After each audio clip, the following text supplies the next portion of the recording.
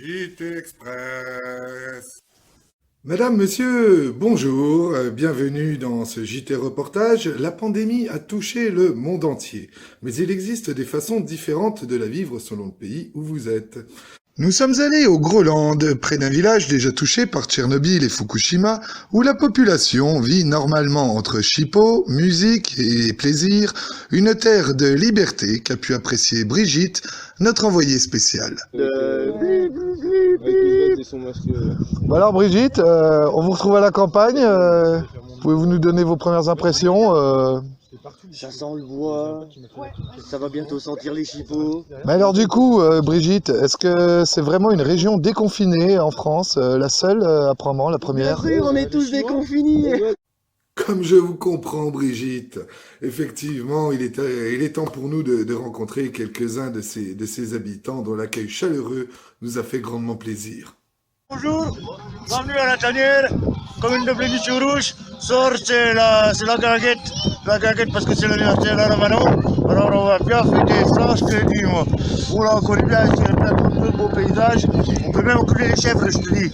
Alors monsieur Pierre-Paul-Henri Jaune-d'œuf, c'est gentil de nous avoir reçus là. Ouais.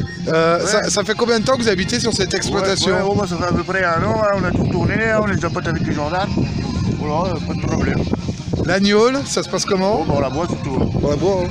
Vous en vendez? Non, on la boit. On la boit. Parce que ça sert à rien de la donner, hein. Si on la boit pas, on n'est pas malade ou hein. Mariette sous les bras, bonsoir. Alors comme ça, vous êtes vous aussi partie prenante dans cette exploitation tenue par Paul-Henri Jaune-d'œuf. Voilà, exactement. Moi j'ai mon exploitation de bois là-bas, donc je débarde avec des canards. Oui. Tous les jours on va débarder les bûches. Donc vous, votre truc c'est les canards, parce qu'apparemment lui c'était les chèvres, les chiens. Ouais, moi mais... je les prends par les pattes comme ça, je les attache. Puis après je leur mets une becquée de pain, puis ils y vont. Ça mange bien? Ça mange bien? Ah ça mange bien, ouais, ça mange un peu trop. D'ailleurs je suis obligé d'aller tous les matins à la boulangerie chercher 4-5 baguettes de pain. Là. Et oui, le charme rural et le plaisir bucolique de la vie à la campagne. C'était également par le biais de ce reportage l'occasion de tordre le cou à de vieilles rumeurs persistantes de bobos citadins, comme ils considèrent évidemment comme quoi les paysans ne seraient que des zoophiles demeurés. Évidemment, il n'en est rien, puisqu'ils sont également consanguins et alcooliques, vous voyez plutôt. Faut aller chercher le bois, parce que tu vois, le soir il fait frais quand même, tu vois, faut bien se réconforter un petit peu, tu vois. Oui, parce qu'on a justement entendu dire beaucoup de rumeurs comme quoi cette région était très portée sur la consanguinité. Ouais, est-ce que c'est vrai ou pas? Ma grand-mère c'est ma soeur, et puis hier j'étais avec mon cousin, c'était mon petit frère, parce qu'il avait la même gueule que mon oncle, tu vois.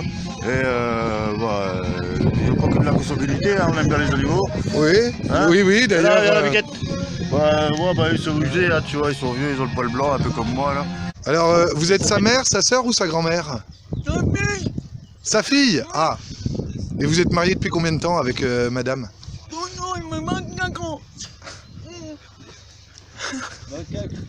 Un cacre. Ouais, du coup, bah voilà, ça fait de la main d'œuvre pas chère quoi. Moi, je veux une grande soeur, il continue à me cuisiner. Il me fait des pains. Il me demande une cuisine. Et la vie de couple, ça se passe comment à la campagne? Je suis content. Mais vous, en tant que témoin anonyme, apparemment, vous n'êtes pas dans la liesse comme tous les autres. Apparemment, vous êtes une victime. Oui, je suis la victime. On m'invite dans toute la soirée pour me passer soit les tétons ou boire un peu de ma substance. On me martyrise, on me frappe, on roule par terre, on me déguise. Pourtant, vous êtes une dégustation gratuite. Oui, complètement gratuite, c'est du fait maison, 29 ans d'âge, vieilli en fût de chair. Paul-Henri Jaune-d'œuf, on peut dire que finalement, les soirées chez vous, c'est plus que fraternel. Oh bah, on faut sucer, comment dire, on faut pas sucer les glaçons. Alors nous on suce les cubis, tu vois, comme ça là. Tu le prends, puis tu le suces, comme ça. Attends, je te filme aussi. Attends, laisse-moi. L'alcoolisme tue, mon petit gars. Moi, je suce des cubis. L'alcoolisme rend fort. Oh là là, Mario. Ah entendu dire récemment qu'un centre handicapé avait fermé. Qu'en est-il? Bah, justement, on les récupère là-bas, mais bon, ça c'était ma sœur qui était posée là-bas. Puis du coup, bah, vu qu'on trouvait personne dans le coin, j'ai dû me marier avec. Et vous avez eu combien d'enfants depuis? Bah, on en a un. Mais quitte à vous marier entre membres de la même famille, vous avez un rapport avec Christine Boutin ou pas? Oui, oui, on a une sœur. Ah, voilà, oui, je me disais aussi, c'était pas possible, quoi. Hein. Mais qu'il serait réducteur d'imaginer le monde rural peuplé d'arriérés, alors que dans les grandes villes, pendant des mois, on a eu des gens en slip sur des balcons qui applaudissaient, des gens qui essayaient de faire virer de leur immeuble parce qu'ils avaient peur d'un virus. Non, le monde de la campagne, c'est aussi de la fête, du plaisir et du partage, un art de vivre.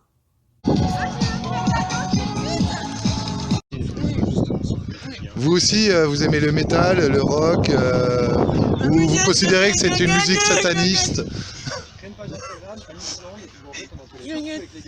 Gnagnec? Musique guinguette. Ouais, bah, ce soir là, justement on fait une petite soirée guinguette, donc on a invité tous les gens de l'asile justement qui sont confirmés. Donc voilà. Mais monsieur Pierre-Paul-Henri Jaunedeuf, on voudrait savoir quand même, parce qu'un mode de vie sain, équilibré comme le vôtre, quel est votre secret? Quel est votre secret? Il n'y a pas de secret, mon gamin. Il n'y a pas de secret. L'agneau, la drogue et tout ça, là, hein, faut que jeunesse et vieillesse se fassent quand même.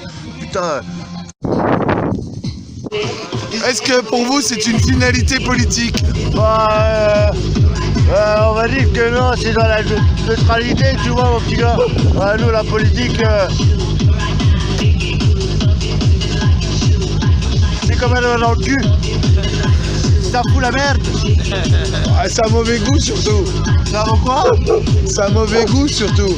Bah, c'est pas très digeste. Donc, les hommes politiques, faut bien aller vous faire enculer. Enculer. Vous, Brigitte, vous qui avez mené l'enquête,